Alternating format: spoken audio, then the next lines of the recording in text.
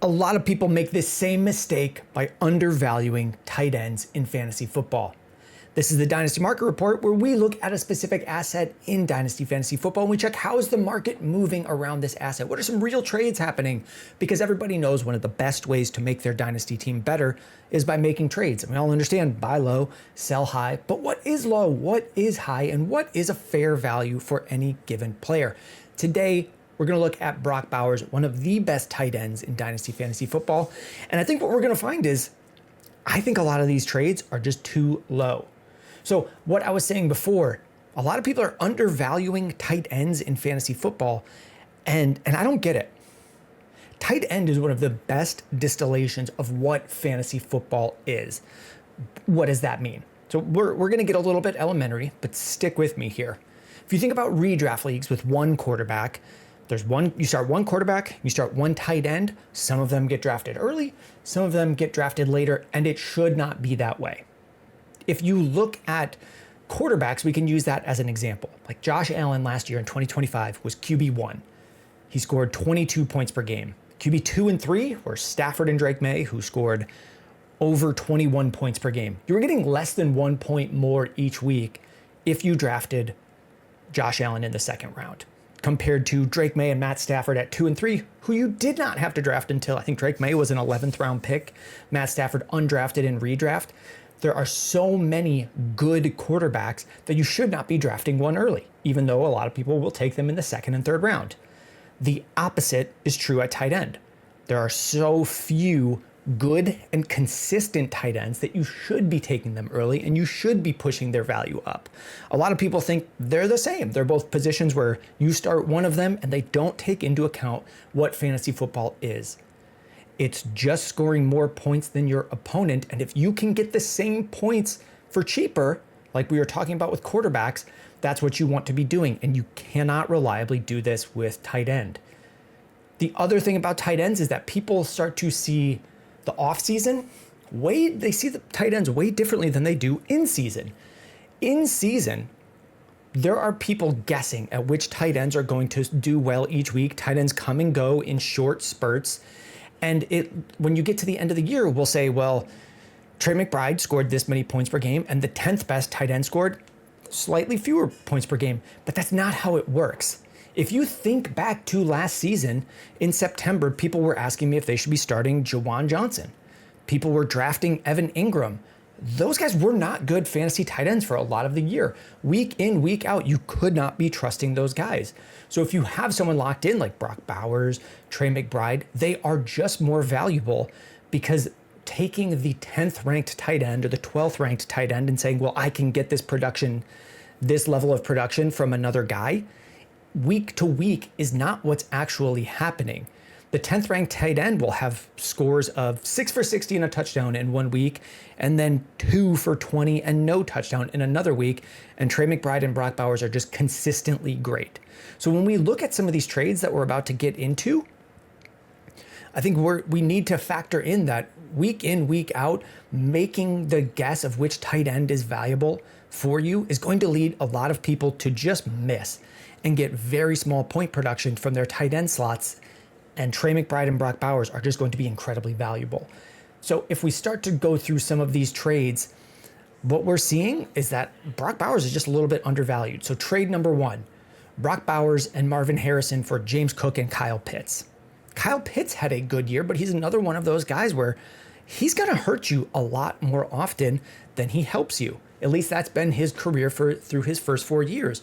So if I can just lock in Brock Bowers, who is going to be much better, I'm going to stick with that. Here's another trade, Bowers and the 209 for Trey McBride and a 27 third. Now I know we've been hyping up these tight ends, but the other thing that I want to add here is 1 year ago, it was Bowers ahead, Trey McBride second. And now after another set of games, we're saying, well, now it's McBride ahead and Bowers is clearly second.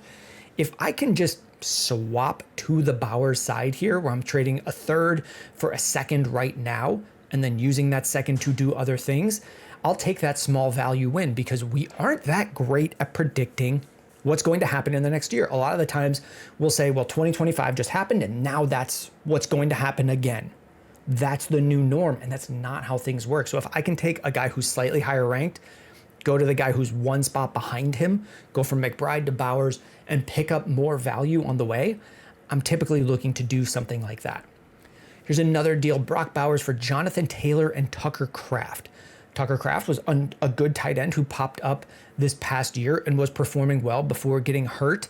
The crux of this deal really for me is Jonathan Taylor, who's going into his age 27 season, will probably still be good again this year for the Colts. I don't know that he'll be as good as he was to start last year. There were a lot of things that changed for the Colts mid-season with Daniel Jones getting injured and the team just coming back down to earth. They did eventually miss the playoffs, and Jonathan Taylor started to slow down later in the season, where if I can just cash that in, Jonathan Taylor is getting more near to the end of his career, and cash that in for a tight end who's been in the league for 2 years and has been very good, I'll be doing something like that. The final one that we'll look for, where it's just a tight end for a tight end here, where I'm for sure taking the Bowers side, is Bowers for Colston Loveland. I've just seen more from Brock Bowers. I've seen more talent. Last year it was in a worse situation compared to Colston Loveland, who started slow for the Bears because of some injuries and just also being a rookie, and then looked good down the stretch. I don't know that I saw anything from Colston Loveland that compares to what Brock Bowers was doing in his rookie year.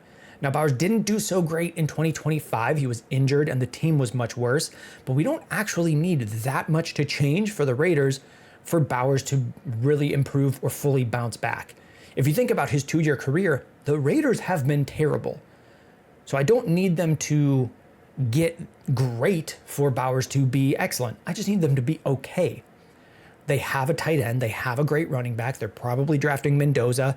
I just need some offensive line improvements and some wide receiver improvements. And I can expect a lot from Brock Bowers if I see that in free agency and in the draft or through trades. So I'm pretty high on Bowers compared to Colston Loveland, who I also like.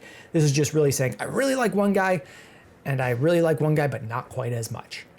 Here's some trades that I found where I'm not for sure taking the Bowers side. I could not really find a lot where I'm definitively shipping Bowers out, but here's another deal. Bowers and the 112 for 102, Garrett Wilson and Brenton Strange. And this is just the upside of the 102. This is the type of deal I would make if I had gotten another good tight end in the draft. Maybe I got Fannin, who I'll rely on, or Aronde Gadsden, who I'll rely on, and I'm just moving Brock Bowers out to swap up my lineup. That's kind of the way that I would be thinking about this type of deal. Here's another deal that kind of shows that even more clearly. Brock Bowers and Puka Nacua for JSN and Drake May. You can take Puka and JSN and just swap them. They're going to be the same value to me. And I think for you, they should just be interchangeable. We can try to predict who's going to be better, but we don't totally know. I think they both have high liquidity. They're both really desirable assets as 1, 2, or 3 at wide receiver. You know, Puka, JSN, Jamar Chase, and then a couple other guys slightly lower tier than that in the market. So if I can just swap them, that's fine. And then it lets me swap Bowers to Drake May, who I think are also equal values at different positions. So if I have another tight end, maybe I drafted Colston Loveland in the next year, drafted Bowers or got him through trade and then drafted or traded for Colston Loveland, and I just don't want to, and I want to ship Bowers out and get a better quarterback, this is a way to do that. And then what you end up with here is people understand Drake May's value. We dropped a video on Drake May this past week. I'll find a way to pin it somewhere. I'm still learning YouTube, but I'll get that pinned up there and you can take a look at what his value is worth. And I think the key win here is that you're moving from a tight end, which people generally undervalue, to a top tier quarterback, which people don't really question the value in. So you get to make more trades off of this.